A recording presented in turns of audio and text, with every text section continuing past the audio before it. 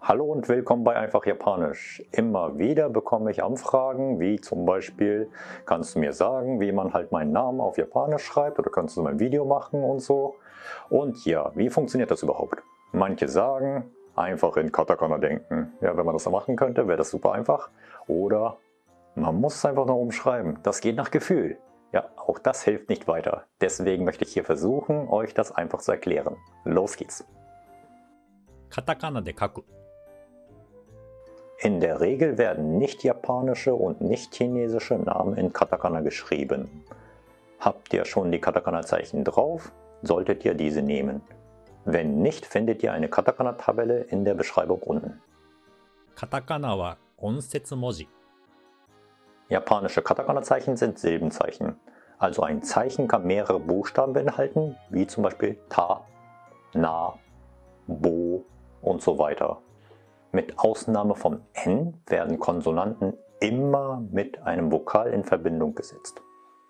Wie zum Beispiel aus Niklas wird dann Ni, Ku, La, Su. Wie genau die Umschreibung funktioniert, erfahrt ihr gleich. 音節で分ける。 Ihr versucht euren Namen in Lautschrift umzuwandeln. Also heißt es erstmal euren Namen in Silben aufteilen. Bei Leon wäre das zum Beispiel Le-on, Leon. Bei Johanna, Jo-han-na, Jo-ha-n-na. Es gibt allerdings Laute, die nicht zu diesen 48 Zeichen gehören, wie zum Beispiel Je, Fa, Wa und so weiter. Das sieht dann zum Beispiel so aus im Japanischen. Und wie man das umwandelt, steht auch in meiner Katakana-Liste. 最後が子音の時。 Es gibt einige Regeln bei den Konsonantenendungen. Endet eine Silbe mit einem N, kommt das japanische N zum Einsatz. Wie zum Beispiel Marion aus Marion. Marion, Marion. Endet eine Silbe mit einem M, kommt das japanische Mu. Also Tim wird zu Timu. Endet was mit einem L, wird das zu Lu. Wie zum Beispiel Samuel zu Samuel. Also ein Lu hinten.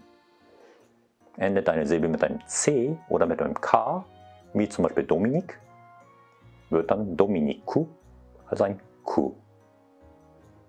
Und endet eine Silbe mit einem P, kommt das Pu zum Einsatz, wie Philipp, Philippu. 何がラ行になる？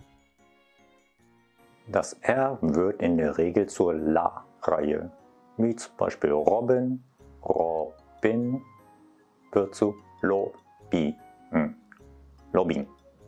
Etwas schwieriger wird es, wenn vor dem R ein Konsonant steht, wie zum Beispiel Sandra, Andreas, Katrin und so weiter. Da gibt es auch bestimmte Regelungen.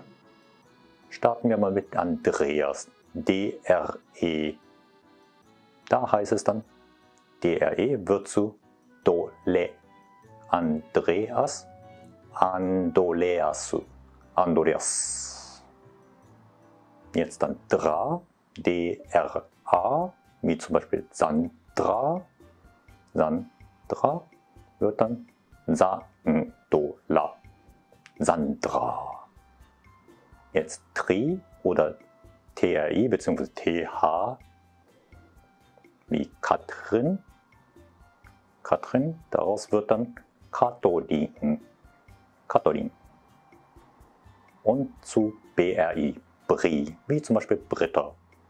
Britta wird zu Bulita. Bulita. 超音記号。 Werden Vokale lang ausgesprochen, taucht dieses Zeichen auf. Zum Beispiel Lukas. Das klingt ja eigentlich so wie Lukas, wenn man es etwas übertreibt.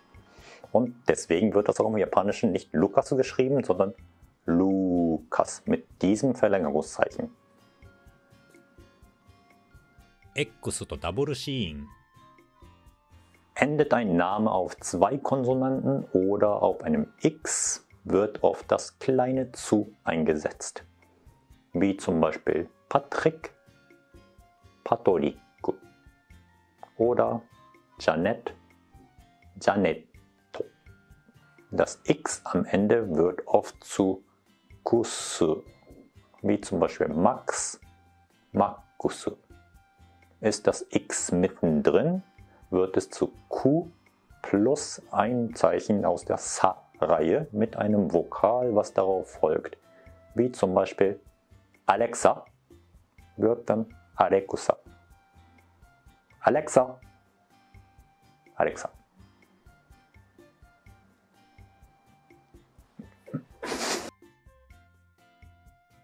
Hatsuon Yusen.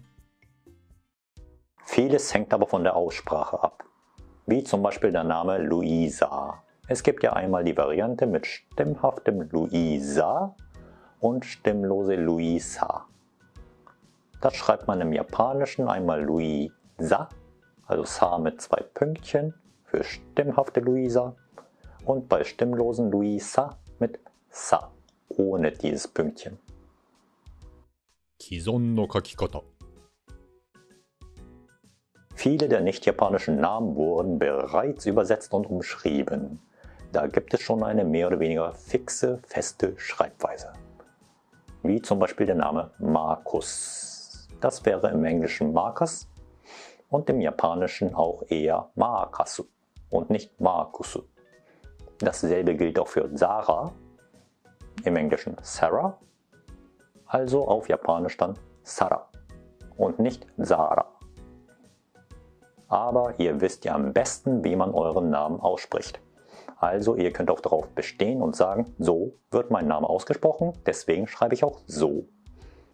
Schließlich heißt man nicht automatisch Jonas oder Tobias, nur weil man Jonas oder Tobias heißt. Oder? さあ、試せ。 Mit den genannten Regeln und Beispielen unten in der Beschreibung bekommt ihr tatsächlich nach und nach ein Gefühl dafür, wie man Namen auf Japanisch schreibt und ausspricht. Probiert das gleich aus mit eurem Namen oder Namen eurer Katzen, Hunde oder Freunde und schreibt sie in das Kommentarfeld hinein.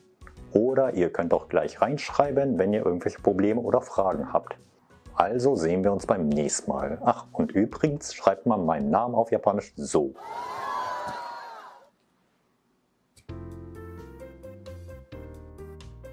終わり。